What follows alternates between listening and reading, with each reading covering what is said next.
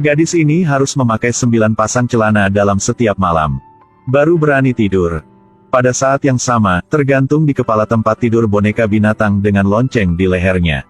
Setiap malam ketika semua orang tidur nyenyak, mimpi buruknya dia baru saja dimulai.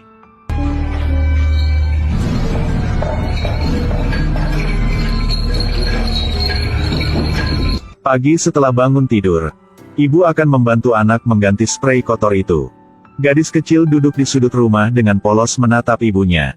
Semua tindakannya mengingatkan ibunya. Berharap ibu bisa bantunya. Meskipun betapa menyedihkan ayah tirinya. Walaupun begitu, lalu ibu memilih untuk menderita dalam diam. Tidak ada tindakan apapun. Nama wanita ini adalah Becky. Baru saja bercerai. Bawa putri yang berusia 10 tahun. Menyewa apartemen kecil dengan pacarnya dan tinggal bersama. Di antara 2 tempat tidur hanya ada tirai kain. Setiap malam, ketika anak sedang tidur, dia bangun dan turun dari tempat tidur. Bel berbunyi satu demi satu. Sepertinya dia memohon bantuan ibunya. Dan kemudian ibunya pura-pura tidur lagi. Dini hari berikutnya, ibu melihat tempat tidur yang kotor dan berantakan. Setiap kali pacar selesai, dia harus membersihkan kekacauan untuknya. Dia berani marah tentang ini, tetapi dia tidak berani mengatakannya. Semakin Becky berpikir, semakin marah dia.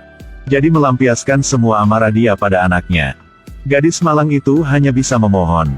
Tapi dia sama sekali tidak berniat untuk berhenti. Dan seperti itu, dia secara pribadi memukuli putrinya sendiri sampai mati. Ketika dia dibawa ke rumah sakit, jantung putri berhenti berdetak.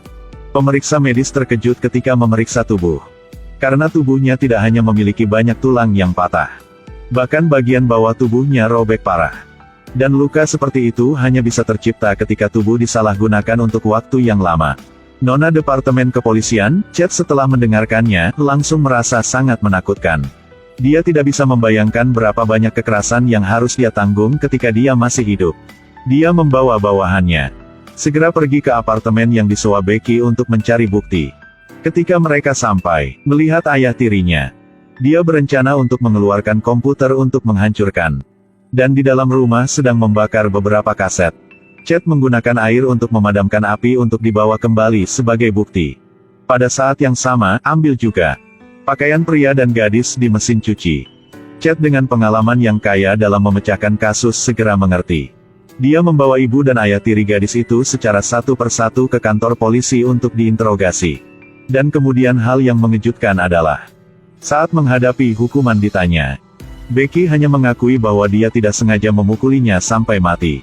Adapun perilaku binatang pacarnya, dia tidak mengatakan sepatah kata pun. Jadi ibu gadis itu, mengapa perilaku yang tidak biasa seperti itu? Gadis ini harus memakai 9 pasang celana dalam setiap malam. Baru bisa tidur. Pada saat yang sama, tergantung di kepala tempat tidur boneka binatang dengan lonceng di lehernya. Setiap malam ketika semua orang tidur nyenyak, mimpi buruk dia baru dimulai.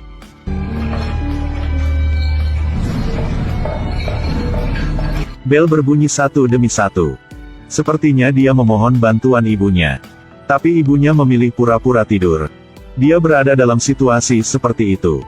Diam-diam menderita selama 3 tahun. Ibunya jelas tahu ayah tirinya brengsek. Tapi dia memilih untuk tidak peduli, mengabaikan semuanya. Bahkan melampiaskan semua amarahnya pada putrinya. Pada saat yang sama, dia secara pribadi memukuli putrinya sendiri sampai mati. Di bagian sebelumnya, kita berbicara tentang bagaimana polisi membawa mereka berdua ke stasiun untuk diselidiki. Lalu atas nama pencarian tubuh, meminta Becky untuk melepas semua pakaiannya secara langsung. Pada saat yang sama mereka menyesuaikan AC ke suhu terendah. Bahkan menuangkan seember penuh air dingin ke tubuh Becky. Setengah jam telah berlalu.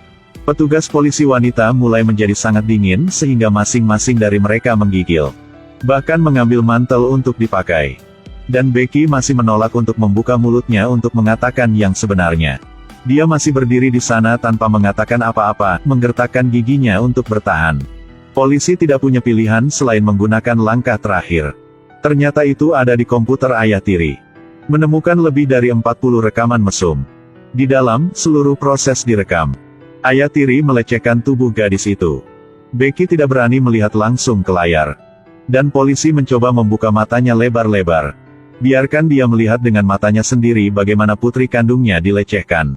Dinding pertahanan terakhir di hati Becky telah benar-benar runtuh. Dia mengatakan seluruh kebenaran. Ayah putrinya adalah bajingan. Setelah mengetahui dia hamil, meninggalkan dia. Meninggalkan ibu dan anak sendirian. Wanita lemah tanpa budaya dan bakat.